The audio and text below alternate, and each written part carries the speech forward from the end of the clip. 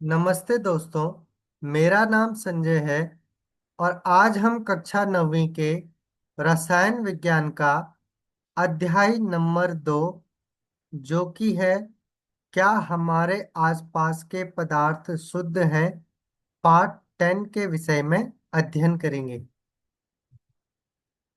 इस वीडियो में हम इस अध्याय के सारांश को समझने का प्रयास करेंगे।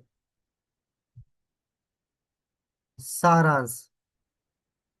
मिश्रण में एक से अधिक पदार्थ, तत्व तथा यौगिक किसी भी अनुपात में मिले होते हैं।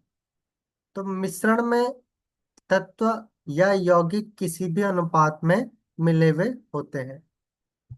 मिश्रणों को पृथक करने के लिए उचित विधियों से शुद्ध पदार्थों में पृथक्करण किया जा सकता है। तो मिश्रण को हम पृथक कर सकते हैं उचित विधियों से, और पृथक करने के उपरांत हम उन्हें शुद्ध पदार्थों में अलग कर सकते हैं। विलयन दो या दो से अधिक पदार्थों का समांगी मिश्रण होता है, और विलयन में बड़े अवयव को विलायक कहते हैं तथा छोटे अवयव को विलेय कहते हैं। तो जो विलयन होता है, ये दो या दो से अधिक पदार्थों का समांगी मिश्रण होता है, और इसमें जो अधिक मात्रा में उपस्थित होता है उसे विलायक, और जो कम मात्रा में उपस्थित होता है उसे विलेय कहते हैं। विलयन की सांद्रता उसके इकाई आयतन में उपस्थित विलेय का द्रव्यमान अथवा आयतन है। तो किसी भी विलयन की सांद्रता किसी निश्चित विलायक में उपस्थित विलेय की मात्रा पर निर्भर करता है। अगर विलेय की मात्रा अधिक होगी तो विलयन की सांद्रता भी अधिक होगी।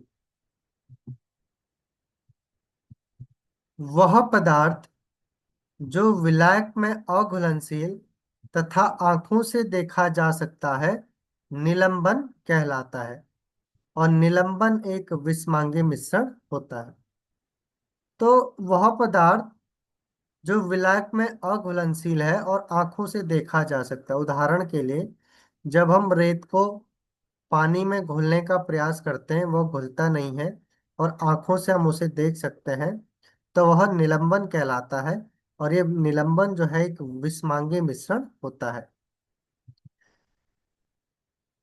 कोलाइड एक विषमांगी मिश्रण है जिसके कणों का आकार इतना छोटा होता है कि उन्हें सरलता से देखा नहीं जा सकता, किंतु इतना बड़ा कि ये प्रकाश का फैलाव कर सकते हैं। यानी कि कोलाइड भी एक विषमांगी मिश्रण होता है, और इसके कणों का आकार इतना छोटा होता है कि उन्हें देख तो नहीं सकते हैं, परंतु ये प्रकाश के फैलाव के लिए उचित होते हैं और प्रकाश का फैलाव करने में सक्षम होते हैं।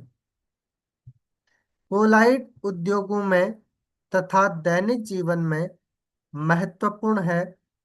विलेय कणों को परिक्षिप्त प्रवस्था कहते हैं, और विलायक जिसमें ये पूरी तरह वितरित रहते हैं उसे परिक्षेपण माध्यम कहते हैं।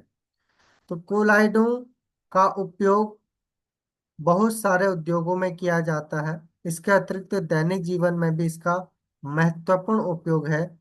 और इस कोलाइड में जो विलेय कण होते हैं, इनको परिक्षिप्त प्रवस्था कहते हैं, और विलायक को यहाँ पर हम परिक्षेपण माध्यम कहते हैं।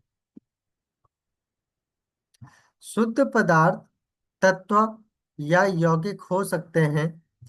तत्व पदार्थ का मूल रूप होता है जिसे रासायनिक क्रिया द्वारा सरल पदार्थों में विभाजित नहीं किया जा सकता। तो जो शुद्ध पदार्थ होता है वो तत्व भी हो सकता है और यौगिक भी हो सकता है, लेकिन तत्व पदार्थ का सबसे छोटा सबसे मूल रूप होता है। इसको हम रासायनिक प्रक्रिया के द्वारा अन्य सरल पदार्थों में विभाजित नहीं कर सकते हैं। यौगिक वह पदार्थ होता है जो दो या दो से अधिक तत्वों के स्थिर अनुपात में रासायनिक रूप से संयोजन से निर्मित होता है। तो यौगिक जो है ये दो या दो से अधिक तत्वों के एक स्थिर अनुपात में या एक निश्चित अनुपात में रासायनिक रूप से संयोजन से निर्मित होता है। यौगिक के गुण उसमें निहित तत्वों के गुणों से भिन्न होते हैं, जबकि मिश्रण में उपस्थित तत्व और यौगिक अपने अपने गुणों को दर्शाते हैं। ये एक बहुत महत्वपूर्ण अंतर है यौगिक और मिश्रण में। यौगिक जो है जिन तत्वों से मिलकर बना होता है उन तत्वों से भिन्न गुण को प्रदर्शित करता है, जबकि मिश्रण जिन तत्वों से मिलकर बना होगा उन सभी तत्वों के गुणों को दर्शाता है। तो आज के लिए इस वीडियो में इतना ही। तो मिलते हैं नेक्स्ट वीडियो में।